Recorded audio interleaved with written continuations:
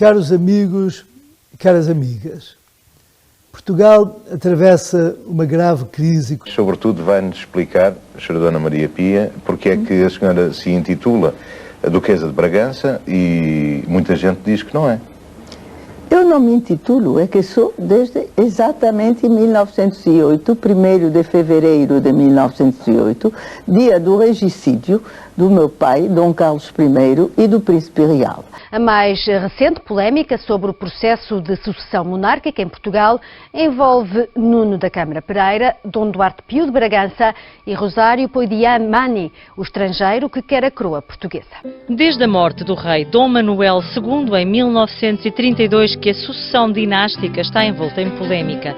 A pedido do então ministro Freitas do Amaral, o Ministério dos Negócios Estrangeiros emitiu um parecer que reconhece Dom Duarte Pio de Bragança como Duque de Bragança e chefe da Casa Real de Portugal. Quem é e quem deixa de ser o Duque de Bragança não cabe à República, é só o que faltava. Enganados por falsas coisas, por falsas propagandas, como a do Duarte Pio, que não é ninguém, e que só agora todo mundo diz que é o Duque de Bragança, ele não é. Ele é descendente de um senhor, ele tudo o que pode ser. Se eu o reconheço, eu sou o chefe da Casa de Bragança. Sou eu que posso reconhecer, abolir a tal lei de banimento que eles tiveram no tempo de Dona Maria II, que é dura, mas que Dom Miguel merecia, não é? Porque fez 70.000 mortos. E mais além, um tio de Duarte Pio, que foi o Miguel de Bragança, que morreu em Biltmore, esse senhor foi o que se entreteve com os assassinos do meu pai e do Príncipe Real. Ou seja... Desculpe, mas infelizmente o tempo na televisão é sempre uma condicionante. Miguel Maria Maximiliano de Bragança, tio de Duarte Pio de Bragança, esteve reunido com aqueles que conspiravam para o assassinato de Carlos I de Portugal e do seu filho, o príncipe. Outro fato sobre Duarte Pio é que a esposa dele é trineta do Francisco Correia de Herédia, primeiro Visconde da Ribeira, que integrou o fracassado golpe de 28 de janeiro de 1908, 4 dias antes do regicídio, que visava assassinar o Carlos I e alcançar o derrube da monarquia em Portugal. Há muita gente que se surpreende com alguns cartazes que mostram a imagem, a figura da senhora, sua filha. Não há a surpreender-se, a minha filha é hoje a Princesa Real de Portugal. Por esta mesma razão. Eu dizia-lhe que desde 1908 eu sou a Princesa Real de Portugal. Porque ao morrer o rei e o príncipe real, em toda a tradição monárquica que se respeite, imediatamente passa o imediato, que foi Dom Manuel II, não é? O Dom Manuel II não estava casado, era solteiro e era muito jovem. E ficavam 2 infantes, Dom Manuel II, infante de Portugal, que saltou um degrau e passou de infante a rei. E depois dele, nesse momento, nesse mesmo instante, pelo decreto do meu pai, que o senhor tem ali, que podem mesmo publicar, um decreto da mercê do meu pai, que me fazia infanta desde o 14 de março de 1907, dia seguinte do meu nascimento, e punha-me nessas condições no 3º lugar da sucessão ao trono. O que eu lhe ia perguntar era isto. Portanto, a República, enfim, declarou-a proscrita, juntamente com a família real. O Estado Novo, o regime que antecedeu a democracia que tivemos em 74, também não a reconheceu. E, pelo contrário, veio a reconhecer... A palavra reconhecimento não deve ser usada comigo, porque já me reconheceu meu pai e basta. E ainda não me mataram. É possível que esse ponto possa ainda suceder. Não, é isso. Não se sabe nunca, não se sabe nunca. Os miguelistas têm a mão dura. Durante o regicídio, Dona Maria Pia estava em Vila Viçosa e logo foi determinado por sua avó, Dona Maria Pia de Saboia, que fosse para fora do país para sua segurança.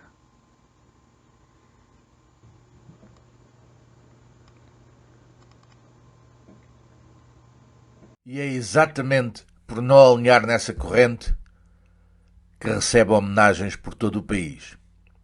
Hoje, Neste Minuto de Maçonaria de António Arnaud que vamos falar aqui na Saleia TV. Pessoal e a verdade a sério.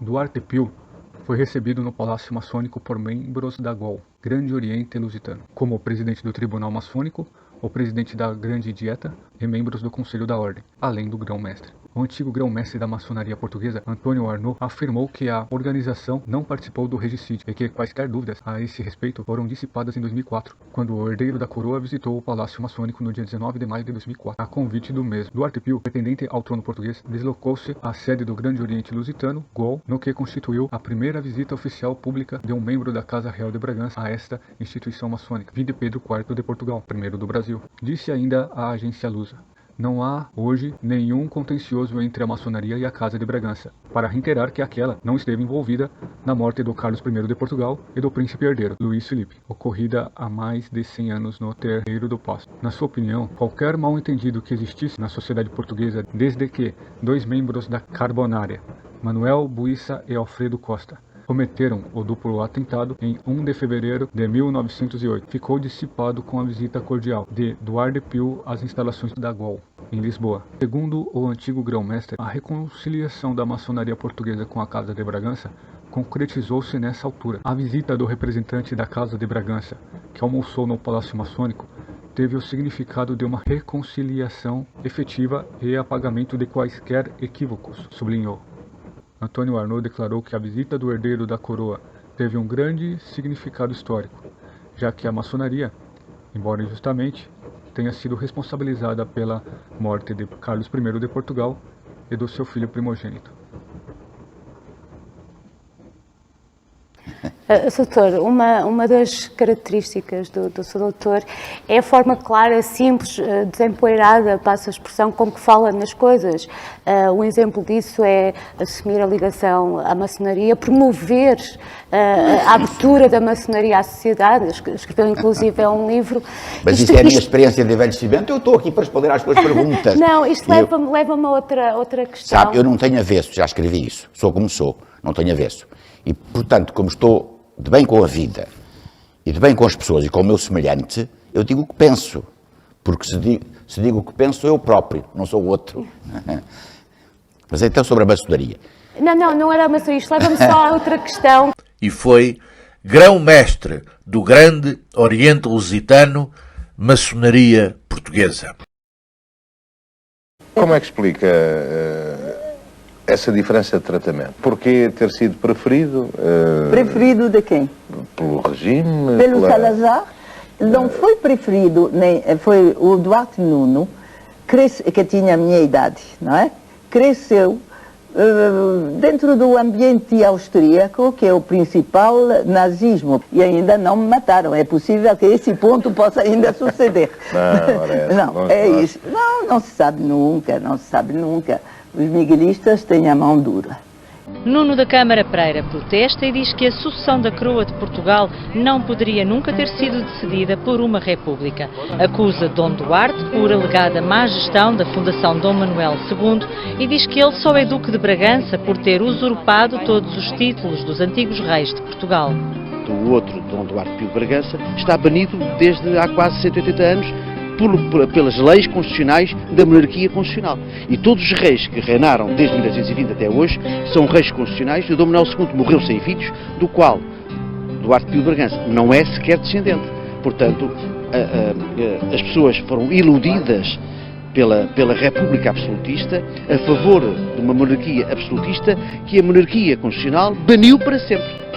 Dom Duarte reage às acusações de que é alvo por parte do líder do Partido Popular Monárquico. Tenho muita pena e espero que ele mude de atitude, porque ele reconhecia-me, nunca pôs em dúvida a minha posição de chefe de Casa Real. Não é porra nenhuma, desculpa. Nomeadamente quando pertenceu a uma ordem da Casa Real Portuguesa, quando, enfim, pediu autorização para usar o título de Dom, que o Conselho de Nobreza disse que ele não tinha direito, e foi a partir daí que ele se aborreceu comigo. Em dois temas para o António e para o Nuno. Queres começar pela tua... A tua... É juiz. Queres começar pelo juiz? Não, é juiz. É juiz. Vamos falar sobre... Se calhar começamos com o António, começamos contigo, depois já vamos ao Nuno, que tem aqui novidades em relação a este diferendo com o rei. Rei não? Rei não. Rei não? Rei de quê? Não é com o rei. Nem das fardas. Pois não. Bom, mas já vamos falar. Graças a Deus, viva a República. E as Agora, famílias? Nuno, em que já uma vez vieste cá falar sobre o diferendo que tinhas com o rei Dom Duarte, e, portanto, em que estado é que estão as coisas? Há evoluções em relação ao rei, não é? Como é que tu tratas o senhor? Rei? É o rei? Não, por rei não trata, com certeza, nem ele nem ninguém. Como é que Então não é o tratas? rei Como da é que tu monarquia em designas? O senhor Duarte Senhor Duarte. utiliza-se do património, que não é... Uma parte é dele, outra parte é da Fundação Dom Manuel II. E este país não fiscaliza as fundações. E esta Fundação Dom Manuel II é uma vergonha. É uma vergonha porque não é fiscalizada, e ele não é dono da Fundação, ele é administrador da Fundação, não sei por carga d'água. Se calhar é uma o Salazar fundição. pôs na mão. É preciso, vamos lá ver, como é que aparece esta fundação? A Dona Augusta Vitória, viúva de Dom Manuel II, o último rei de Portugal, que é obrigada pelo Salazar a constituir no seu património físico, o seu património herdado do rei Dom Manuel II, que ficava cá em Portugal, ela era alemã e também era bisneta de Dona Maria, era prima de Dom Manuel. Portanto, a última rainha de Portugal, de facto, foi ela. Ela não foi, de facto, rainha porque ele, quando casa com ela, ele já não é rei de facto, mas continua a ser rei. Portanto, mas ele continua a ser rei. Como agora o Dom Duarte não é rei de facto, mas é rei. Não é rei. Porra nenhuma, desculpa que lhe diga, não é rei porque não vivemos a República, nunca foi coroado rei. O Dom Manuel foi coroado rei e passa de uma monarquia para uma república. A coroa pertence a haver agora um rei, a coroa pertence ao Dom Duarte, não é? Pertence como? Só se fosse a coroa do bolo rei, não. Não, o homenzinho não tem direito a nada dessa coisa toda. Temos, depois, o Dom Miguel, que dá este, Duarte Pio, que está fora, está fora do direito à coroa, à linha de sucessão, porque foi dado como traidor à pátria, de crime de lesa-estado e lesa-majestade. E, portanto, a Convenção de Evermonte, lembra-se, os liberais, não sei mais, e é excluído de Portugal, desautorado de Portugal e completamente exilado e fica. E é a própria monarquia que nunca o deixou entrar, a lei do banimento e proscrição. E até 1953, já depois da República, ela é instaurada em 1910, e só é revogada esta lei em 1953. De qualquer maneira, pouco importa a sua revogação da República. O que interessa é que a monarquia nunca autorizou a que esta gente entrasse em Portugal. Claro. Considerou-os e exilou-os. O Dom Miguel. E o Dom Miguel, que inclusivamente, quando é exilado e é exautorado e considerado ex-infante de Portugal, é solteiro. Portanto, é pormenor, é um pormenor importantíssimo. É solteiro. Portanto, nem sequer tem filhos. Esta gente não tem direito por Portugal monárquico. Depois, quando fazem uma coisa, as nossas leis é em 1910, antes da República. Então, em 1910 vocês não existiam, não tinham direito a nada. Se um dia fores rei, o que é que fazemos ao telefone? Olha, corte-lhe aquela língua bífida. Este é Dom Rosário Poidimani, o italiano que reclama para si o direito legal ao trono português. Per un motivo molto semplice, per abdicazione da parte di Sua Altezza Reale Donna Maria Pia di Braganza, legittima figlia del re Dom Carlos de Portogallo, como voi ben sapete. A princesa real de Portugal e duquesa terá abdicado da chefia da Casa Real de Bragança Wettin a favor de Dom Rosário Poidimani, que passaria, assim, a fazer parte da família real portuguesa. Em Lisboa, numa conferência de imprensa, Maria Pia anunciou abdicar dos seus direitos em favor de Dom Rosário Poidimani, um príncipe italiano. Havia um português que vivia em Londres, o chamado Amado Noivo, que casou com a famosa Maria Pia e que também passou a ser Duque de Bragança. Houve mais data deles.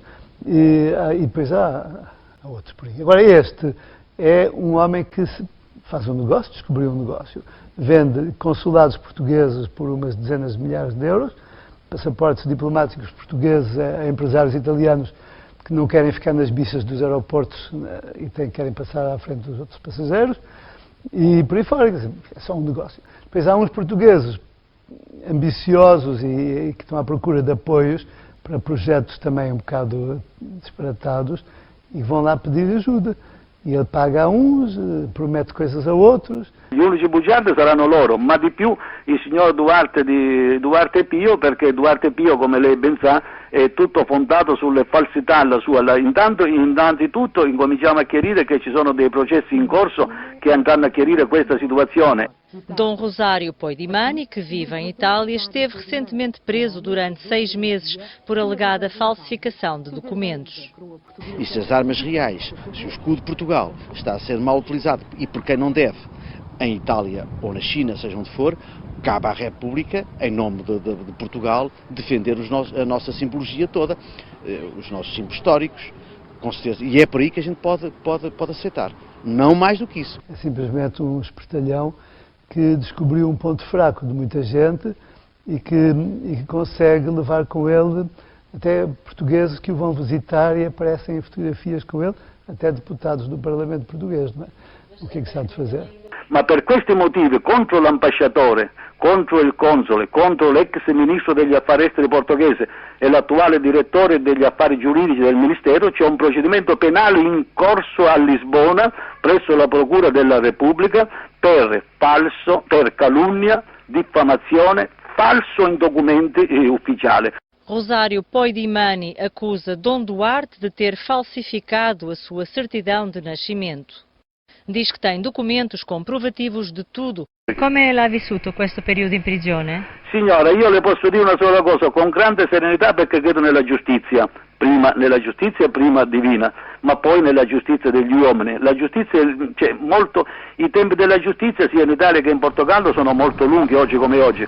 Para Nuno da Câmara Pereira e Dom Duarte, a história de Poidimani não ficará para a história, quanto mais não seja por ele não ser português. Pelas leis constitucionais da monarquia constitucional, ele nunca poderia ser por ser estrangeiro. Não podemos ter, desde as Cortes de Lamego, não podemos ter nunca um rei, chefe de Estado, não só tenha a sucessão, mas também estrangeiro. Os hospitais psiquiátricos estão cheios de pessoas que julgam que são Napoleão, é uma caricatura clássica, não é?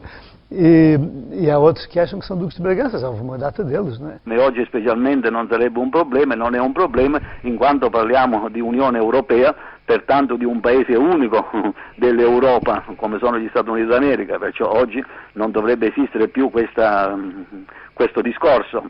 A título de curiosidade, Poidimani promete vir viver para Portugal. Certamente che noi verremo a vivere in Portogallo perché io voglio continuare questa grande lotta che è stata iniziata da Sua Altezza Reale Donna Maria Pia in questa situazione e dimostrare al popolo portoghese la verità di tutto questo imbroglio che da 60 anni viene portato avanti dal signor Duarte Pio e da altri. Mas saiba ainda que, além de Dom Duarte e de Rosário Poidimani, ainda há outro Dom real candidato a rei de Portugal. O único que tem direito ao trono de Portugal são os descendentes da infanta Dona Maria casada com o Duque Lolé. Portanto, o atual Duque Lolé, sexto Duque Lolé, Dom Pedro de Mendonça, é a única pessoa que tem direito absoluto sobre o trono de Portugal. Quem seria o herdeiro legítimo? É o Duque Lolé. Então, portanto, o Duque Lolé é herdeiro de quem? Espera aí, depois temos a infanta Ana Maria, a irmã. De onde veio o Duque Lolé? Pronto. E eu próprio. Muito bem. O próximo programa vai-se falar dos meus aventais, que são da loja do Mestre André. Você pode dizer, não, é que eu estou a defender-me direito em causa própria. Certo. Sim, com muita honra. Estou a defender um direito em causa própria. Portanto, a infanta Ana Maria, minha quarta avó do Duque Lolé, é quem tem direito ao trono de Portugal. Ponto. Direito. Mas eu ia lhe perguntar, se fosse rainha de Portugal, se não tem havido a República, que regime é que gostaria de ver aqui, sob a sua coroa? Eu queria um regime de democracia absoluta e que houvesse mais prosperidade, mais riqueza, um pouco, desculpe, um pouco como há nos reinos escandinavos. Portanto, seria uma monarca constitucionalista liberal. Absolutamente. Liberal e mais que liberal, moderna. Eu creio que Portugal, monarquia ou o que seja, tem absolutamente que ir para adiante. Isso é o que foi sempre, o exemplo da Europa. Mesmo se a reduziram a ser muito pequenina. Não esqueçam que são os países pequeninos que são os mais ricos na Europa hoje em dia, os mais independentes. Eu peço ao maior magistrado da nação, que eu sempre considerei como meu filho postiço, e a sua esposa, que intervenham para ajudar-me a fazer de Portugal uma verdadeira democracia e que o dinheiro da Casa de Bragança não vá para o estrangeiro, para a Alemanha e para outras partes, como ele sabe que vai ainda todos os meses. E que tire todas essas mentiras que são as fundações da Casa de Bragança e, sobretudo, aquela das herdeiras de Dom Manuel II. E que, se há um partido PPM, possa ser Partido Popular Miguelista. Isso eles têm a possibilidade de ser. Mas nunca o Partido Popular Monárquico, porque eles não representam a monarquia. Quem a representa sou eu e a minha descendência. O que está visto nos cartazes. Obrigada. Nós não temos um rei católico como São Luís, rei de França, entendeu? E fica sonhando com um dia em que do céu vai aparecer um São Luís para governar o Brasil. A Deus, dizendo, Bom, gente, isso não vai acontecer. Tende piedade, ó meu Deus, desse povo. Não entregueis a vossa herança nas mãos dos inimigos. Foi nessa ocasião que nosso Senhor Jesus Cristo veio até ele e lhe revelou a essa situação de apostasia que se implantou no seio da própria igreja. E nosso Senhor disse ainda: quando o meu povo se converter e conhecer os meus caminhos, e fizer obras de virtude e observar a minha lei, virá finalmente um, e os livrará e introduzirá a paz, e será a consolação dos justos. Quem será ele? Disse Santo Anjo. E nosso Senhor respondeu: se levantará no fim um rei da antiga estirpe da França, homem de grandíssima diligência, de temor no serviço de Deus, e será recebido dos reis cristãos e daqueles que professam a santa fé católica. Afastada a justiça, o que são na verdade os reinos, senão grandes quadrilhas de ladrões? O livro 4, capítulo 4, da Cidade de Deus. Quem era a maçonaria? De onde vem a maçonaria? Ninguém sabe, ninguém fala, a própria igreja não fala disso. Então a origem vem da própria igreja católica. A própria igreja católica criou a maçonaria. Mentira! Olha, eu aceitei o convite de entrar para a maçonaria. A maçonaria vem dos templários, que foi criado por uma bula papal. Os templários foram criados por uma bula papal. Depois eles foram traídos pelo Papa, foram ditos hereges, etc. Eles se transformaram uma parte se transformou em Ordem de Cristo, em Portugal, e uma parte que fugiu para a Escócia se transformou em maçonaria. Mentira! Então essa que é a realidade. Claro que a maçonaria surgiu também para acabar com esse tipo de tirania. A missão da maçonaria sempre foi acabar com tirania e ignorância. Mentira! Você tem um poder tirânico que é baseado em uma série de preceitos religiosos aqui, não necessariamente no raciocínio. Então nós precisamos fazer uma revisão histórica, porque normalmente as pessoas deturparam aquele período e consideram que a Idade Média foi uma idade das trevas. Essa denúncia falsa que é feita hoje em dia, de que a igreja é retrógrada, de que a igreja atrapalha a sociedade e de que a igreja não é capaz de nos dar os princípios corretos para a fundamentação da família e da política e da vida social. Bom, um Estado que não se regesse segundo a justiça reduzir-se-ia a uma grande banda de ladrões, como disse Agostinho uma vez: remota itaque justitia quid sum regna nisi magna latrocinia. Ou seja, é uma quadrilha de ladrões. De tirania. A missão da maçonaria sempre foi acabar com tirania e ignorância. Como Dom Pedro I, José Bonifácio de Andrada e Silva e Joaquim Gonçalves Ledo. Os maçons brasileiros trabalharam exaustivamente pela abolição da escravidão e proclamação da República, sendo o maçom Marechal Deodoro da Fonseca o primeiro presidente da República e o 13º grão-mestre do Grande Oriente do Brasil. Além do Marechal Deodoro da Fonseca, durante os 40 anos de República, tivemos como presidentes os maçons Floriano Peixoto, Prudente de Moraes, Campos Salles, Marechal Hermes da Fonseca, Nilo Peçanha, Delfim Moreira, Washington Luiz. Então essa bandeira, a história por trás dela é que ela era a última bandeira que estava hasteada lá no Paço Imperial, foi baixada no dia seguinte, a proclamação da República. E a estrela que você fala que é maçônica ali? Essa aqui é um símbolo, estrela flamejante, flamígera, né? Mas isso foi colocado depois que tiraram ou já estava? Não, sempre teve. Sempre teve. Desde no... Isso aqui é a heráldica correta. Essa é a heráldica correta. Essa é a heráldica correta da bandeira. Então não é um laço aqui. Isso aqui é a heráldica correta. Ah, tá. Bom, um Estado que não se regesse segundo a justiça reduzir-se-ia a uma grande banda de ladrões, como disse Agostinho uma vez. Remota itaque justitia quid sum regna nisi magna latrocinio. Ou seja, é uma quadrilha de ladrões. A maçonaria do Brasil, na atualidade, se diversificou e cresceu, e através das potências Grande Oriente do Brasil, totalizando mais de 300 mil maçons e mais de 1 milhão de maçons, familiares e amigos em entidades paramaçônicas, vêm trabalhando constantemente na ajuda humanitária. Hoje, temos milhares de maçons trabalhando pela família e, principalmente, pela dignidade e igualdade do povo e soberania da pátria. Essa é a maçonaria brasileira.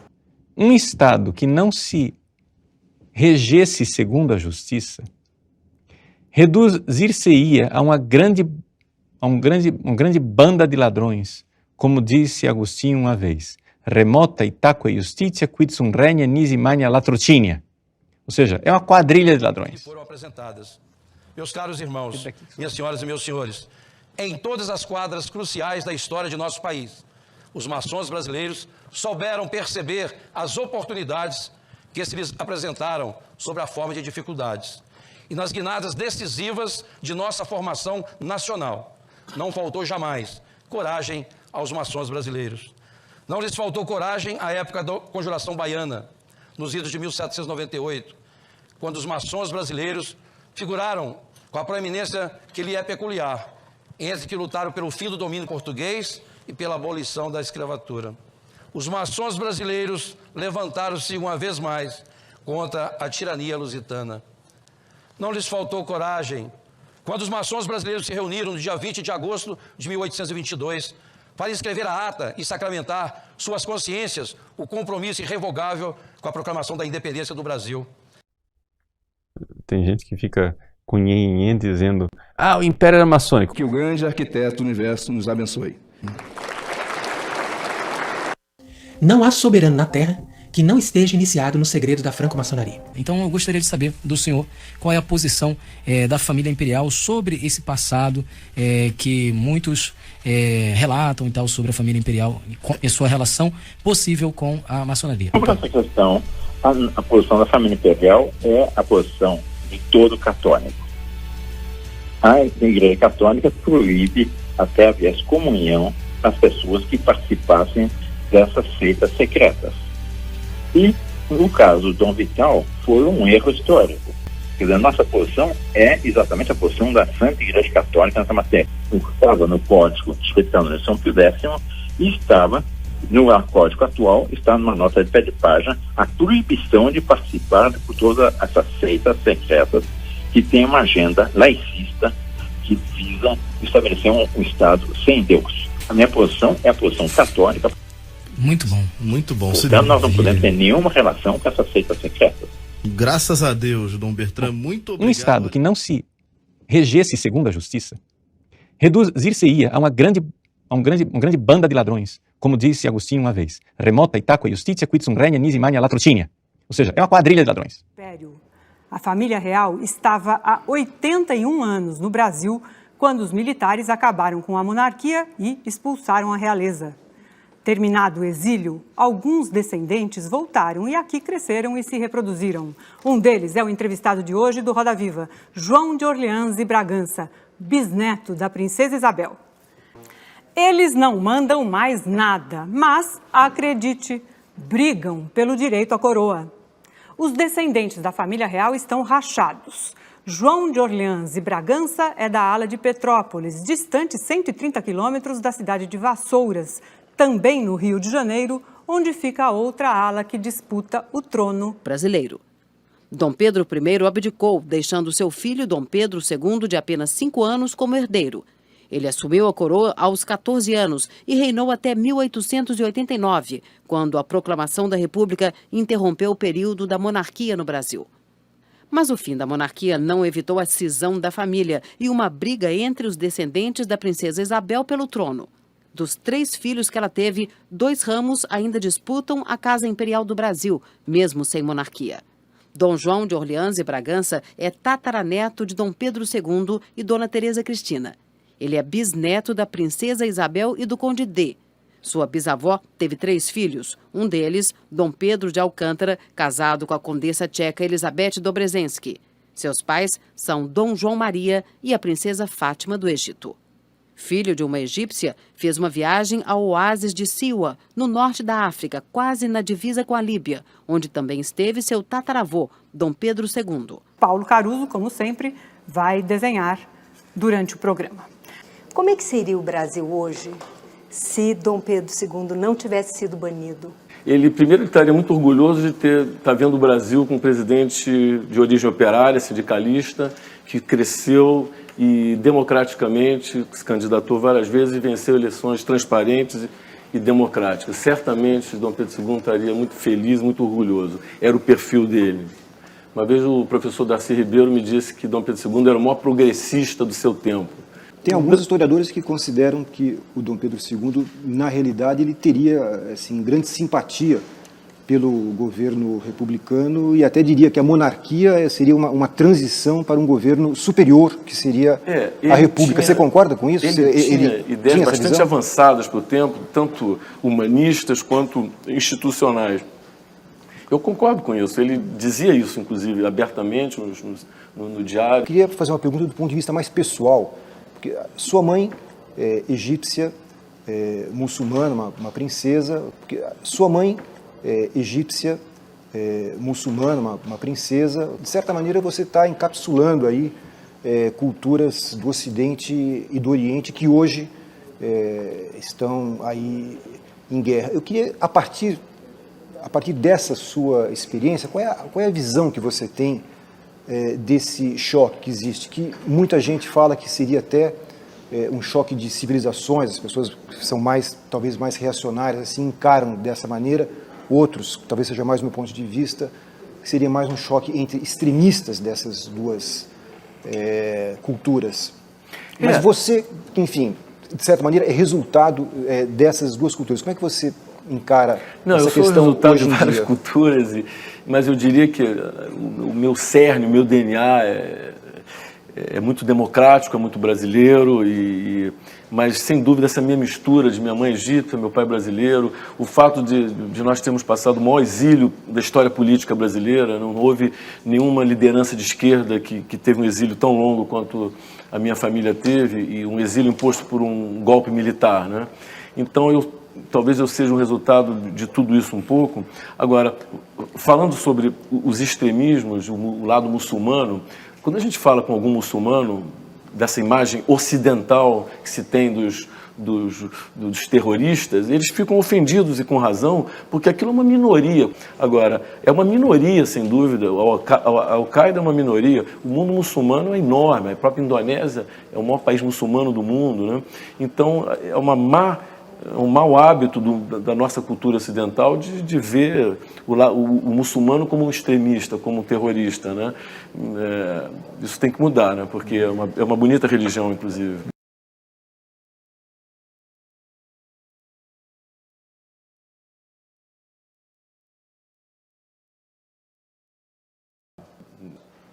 Tá bom, então. Essa é a maçonaria brasileira. Iniciamos no dia de ontem 200 anos de um fato histórico e espiritual extraordinário. Uma promessa feita pelo príncipe herdeiro do trono. Mas nós vamos cumprir essa promessa? Nós iremos realizá-la historicamente? Isso já não depende de Dom Pedro I. Isso depende de mim. Isso depende de você. Vamos lá, vamos nos preparar para esses 200 anos. Coragem. Vamos nos livrar da cegueira ideológica. Vamos nos livrar da cegueira ideológica. Vamos nos livrar da cegueira ideológica. Dom Pedro, príncipe Dom Pedro de Alcântara, disse: laços fora. As cortes de Portugal querem nos escravizar. Tem gente que fica com nhenhenhen dizendo: o Império era maçônico. A missão da maçonaria sempre foi acabar com tirania e ignorância. A Virgem Maria foi concebida sem pecado original. Tirania e ignorância. Os bispos portugueses começam a fazer sínodos, falando da Imaculada Conceição. O Sínodo da Guarda, em 1634. O Sínodo de Braga, em 1637. O Sínodo de Coimbra, em 1639. Falando da Imaculada Conceição. Tirania e ignorância. Tudo isso para colocar o contexto que quando finalmente é restaurada a monarquia em Portugal e o novo rei, Dom João IV, consagra a Portugal Nossa Senhora da Conceição, e então o rei, uma provisão régia do dia 25 de março, dia da Anunciação, de 1646, ele então fez o juramento de fazer com que Nossa Senhora fosse a rainha de Portugal. E dali para frente, vejam só que belo, dali para frente, nenhum rei português colocou mais a coroa na cabeça.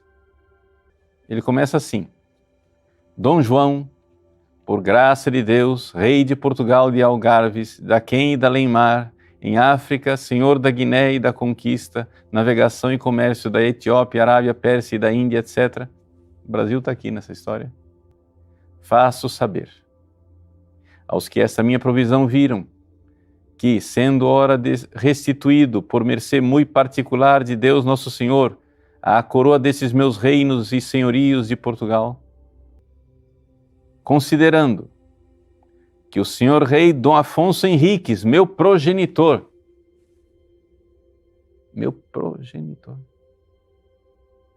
o primeiro desse reino, sendo aclamado e levantado por rei, em reconhecimento de tão grande mercê, de consentimento de seus vassalos, tomou por especial advogada sua, a Virgem Mãe de Deus, Senhora Nossa, e debaixo de sua sagrada proteção e amparo, lhe ofereceu a todos seus sucessores, reinos e vassalos, com particular tributo, em sinal de feudo e vassalagem, desejando em imitar seu santo zelo, e a singular piedade dos senhores reis meus predecessores, reconhecendo em mim avantajadas e contínuas mercês e benefícios da liberal e poderosa mão de Deus Nosso Senhor, por intercessão da Virgem Nossa Senhora da Conceição.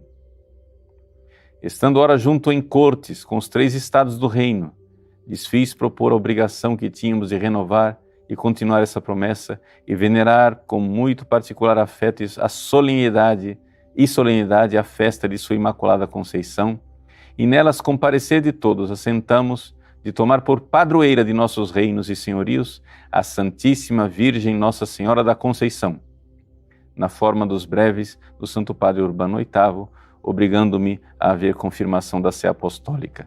Né? Então o Papa Clemente X foi quem finalmente reconheceu. Né? Mas houve o reconhecimento.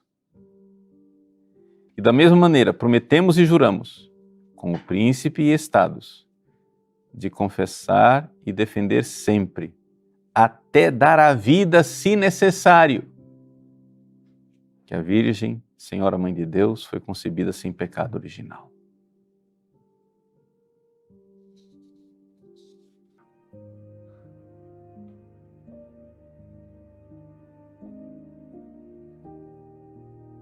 Ele conclui, né, com uma maldição, dizendo o seguinte: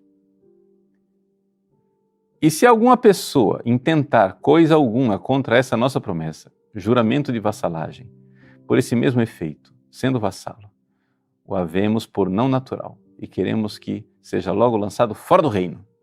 E se for rei, o que Deus não permita, haja a sua e nossa maldição, e não se conte entre nossos descendentes, esperando que, pelo mesmo Deus que nos deu o reino e subiu à dignidade real, seja dela abatido e despojado. Então, se um rei se erguer contra a Imaculada Conceição, que ele seja destronado. Pronto. Acabou. E a conversa é essa.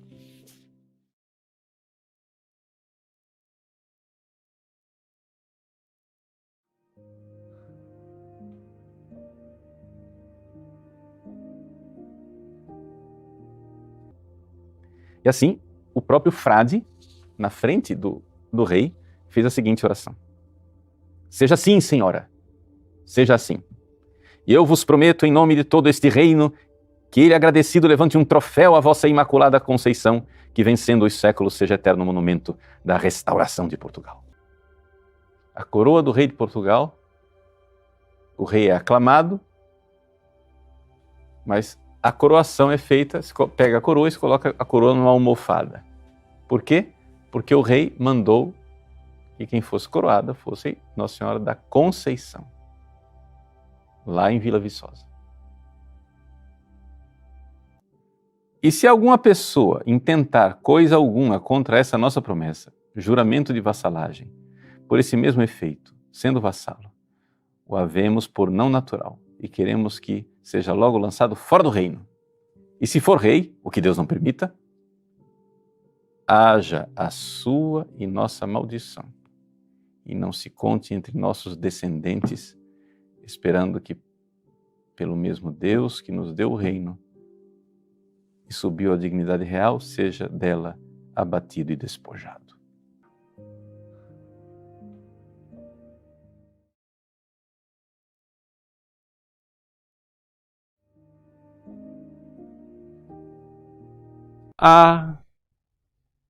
Nós não temos um rei católico como São Luís, rei de França, entendeu? E fica sonhando com o dia em que do céu vai aparecer um São Luís para governar o Brasil. A Deus, dizendo, gente, isso não vai acontecer. Tende piedade, ó meu Deus, desse povo. Não entregueis a vossa herança nas mãos dos inimigos. Foi nessa ocasião que nosso Senhor Jesus Cristo veio até ele e lhe revelou a essa situação de apostasia que se implantou no seio da própria igreja. E nosso Senhor disse ainda: quando o meu povo se converter e conhecer os meus caminhos, e fizer obras de virtude e observar a minha lei, virá finalmente um, e os livrará e introduzirá a paz, e será a consolação dos justos. Quem será ele? Disse Santo Anjo. E nosso Senhor respondeu: se levantará no fim um rei da antiga estirpe da França, homem de grandíssima diligência, de temor no serviço de Deus, e será recebido dos reis cristãos e daqueles que professam a santa fé católica.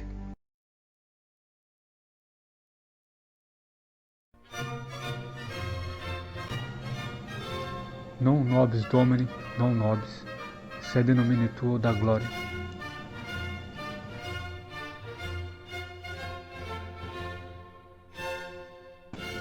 Reivindico. Eu, o rei Cristiano Albuquerque I, reivindico todas as terras ocupadas por meus antepassados do sangue real de Portugal. Por direito divino, estou destronando todos os falsos líderes, não sob quaisquer meios ilegais do sistema político usurpador mundial nestas terras, mas segundo a lei divina e de forma pacífica. Convoco todos os católicos a apoiarem a causa do vosso soberano rei. Todos vós que vivem em solo lusitano, sois filhos amados de Portugal. Não corroborem com os infiéis, que ilegitimamente chegaram ao poder. Não depositem fé neles. Sou eu, Portugal, que vos chamo, filhos, a não legitimar estes usurpadores, não voltando em nenhum político ou coroando qualquer descendente dos atuais maçônicos Orleans e Bragança, sob terras lusitanas.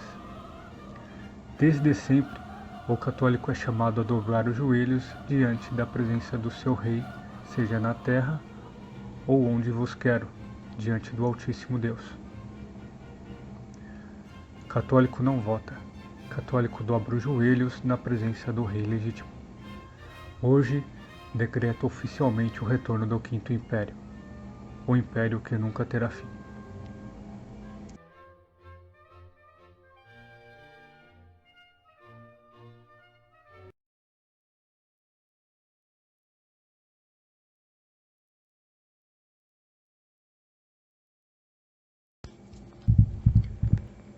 Eu, Cristiano Albuquerque I, descendente do rei Dom Dinis I de Portugal, em defesa da imaculada brancura da pele da Mãe de Deus, Nossa Senhora da Conceição, e por conseguinte do seu Filho, Nosso Senhor Jesus Cristo, isto mesmo, seja em Vila Viçosa, seja em São Paulo ou em qualquer lugar que seja, deve-se afirmar que a Santa Pele da Virgem Perpétua nunca conheceu corrupção, como quiseram imputar a ela os filhos da maçonaria e também dos oriundos da linhagem do amaldiçoado, excomungado e deserdado Pedro IV de Portugal, primeiro do Brasil.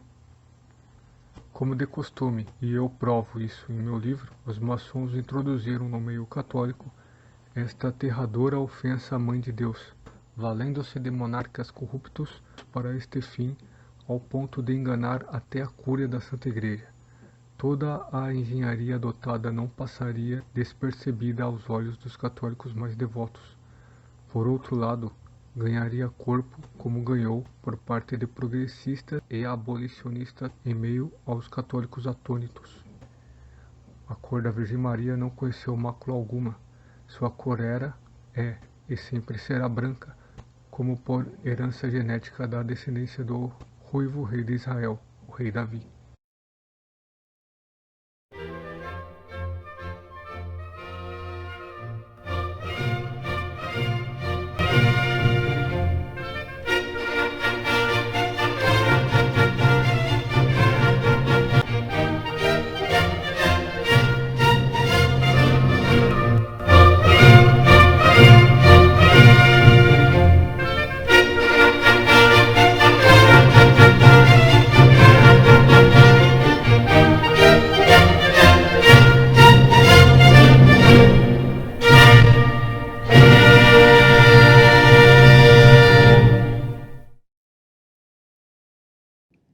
Então é isso um pouco que nós queremos fazer, enxergar, refletir com a luz natural da razão sobre a realidade, claro, do Brasil, o impasse moral que vive a instituição governo no Brasil, independente de quem esteja governando, se esse é aquele partido, direita, esquerda, de cima ou de baixo. É a instituição que nós precisamos analisar. Tem algum problema acontecendo com a instituição. Tá? Por quê? Porque o brasileiro ele tem a mania de achar que mudando, né, as pessoas, ele resolveu os problemas. Mas ele não entende que tem um problema institucional. É o famoso ditado, assim, um pouco chulo, um pouco vulgar, que eu vou aqui adaptar, né? Ou seja, mudam as moscas, mas a porcaria embaixo continua a mesma. Não adianta mudar de mosca, vamos contratar moscas novas. A porcaria que está ali embaixo é a mesma. Então, para você entender o que é essa história de instituição, eu vou começar com eu vou fazer uma análise, essa análise é um pouco longa, você aguenta aí, mas eu quero, para você não ficar segurando o negócio, onde que ele quer chegar, onde que esse padre quer chegar, onde que esse padre quer chegar, eu já vou começar com a comparação. Existe uma instituição chamada prostíbulo. O que é um prostíbulo? É uma instituição onde as pessoas vão em busca de, aspas, serviços de gratificação sexual, para usar uma linguagem, né, assim, politicamente correta, e tem algumas profissionais chamadas prostitutas que são contratadas para prestar esses serviços, né? Muito bem. O que é que o Brasil, o que é que o povo brasileiro, de uma forma geral, acha que é uma solução para o prostíbulo? O brasileiro diz assim, mas essas prostitutas estão muito depravadas. Não, chega, vamos mandá-las todas embora. Contratar prostitutas virgens. E com essas prostitutas virgens, está resolvido o problema. Acontece o seguinte, na primeira noite de trabalho, elas não serão mais virgens. Então o problema não está nas pessoas, se elas são puras, santas e castas, ou se elas são prostituídas ou não. O problema está na própria instituição que está levando essas pessoas a se prostituírem, porque a instituição está exigindo isso. Tem alguma coisa errada com a instituição chamada prostíbulo.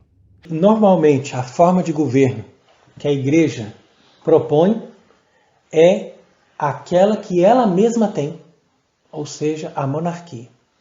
Porque dentro da igreja existe uma monarquia, que é o governo de um papa, e nenhum dos cristãos pode desobedecer o papa.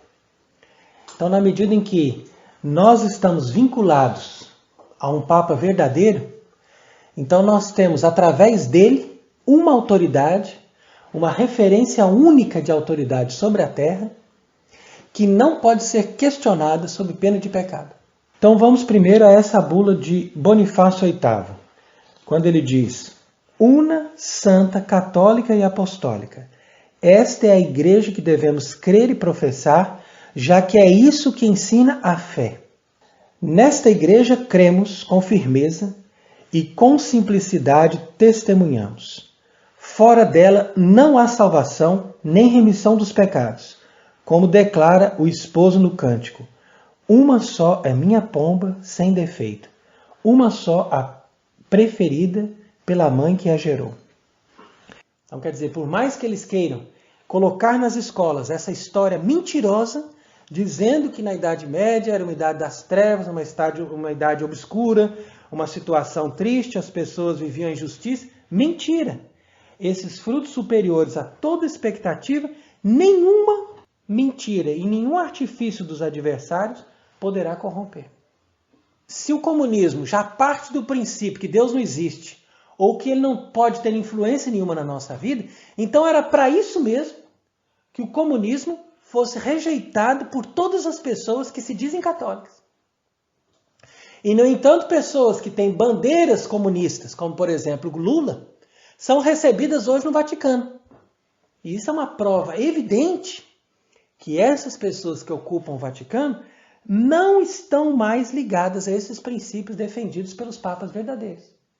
Porque esses princípios foram substituídos pelos princípios maçônicos, e os princípios maçônicos, por sua vez, dão a base para o liberalismo, que, por sua vez, também favorece o comunismo e todos os sistemas piores possíveis. Por quê? Porque isso visa a dominação das massas para o proveito dessas elites que estão governando o mundo. Então, por isso que nós dizemos que Francisco não é papa, mas que está simplesmente ali a serviço dessas sociedades e dessas elites que governam hoje o mundo, não para a glória de Deus e para o benefício do povo, mas para o seu próprio benefício e para a glória de Satanás. Então essa batalha entre da maçonaria e da igreja, ao meu ver, né, eu não vejo que está moldando a nossa discussão hoje em dia política. O mal é muito maior e é contra os dois. Qual é o mal? O mal é socialismo. Né? O mal é o socialismo. O mal é a tirania do Estado que veio desvirtuando tanto os dois. Ele desvirtua a maçonaria, parte da maçonaria que é predicada no raciocínio, no iluminismo, né? Não tem nada de científico e racional no socialismo. A mesma coisa que mata qualquer coisa, qualquer valor, qualquer crença, qualquer fé, qualquer religião. O socialismo mata os dois. Então estão os dois brigando aqui e o socialismo crescendo de vento em popa. Se o comunismo já parte do princípio que Deus não existe, ou que ele não pode ter influência nenhuma na nossa vida, então era para isso mesmo que o comunismo fosse rejeitado por todas as pessoas que se dizem católicas. E o terceiro ponto a se considerar antes de nós darmos essa explicação é que a igreja sabe, ela tem na revelação divina os elementos para nos orientar também em matéria política e matéria de sociedade. É por isso que nós temos encíclicas de papas verdadeiros que ensinam sobre essa matéria.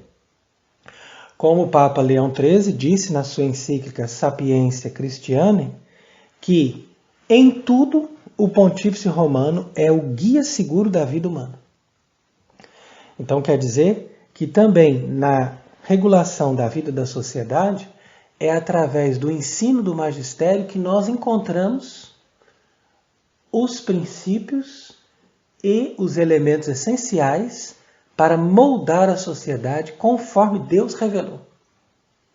Porque Deus, tendo criado o homem, Deus também deu para o homem todos os elementos, todas as chaves para que ele saiba viver na célula da família e também na estrutura da sociedade. Então fica claro aqui nesse documento do Magistério da Igreja que não é compatível com a doutrina católica essa ideia de anarcocapitalismo ou coisas semelhantes. E aí continua o Papa Leão XIII dizendo: daí resulta ainda que o poder público só pode vir de Deus. Só Deus, com efeito, é o verdadeiro e soberano Senhor de todas as coisas.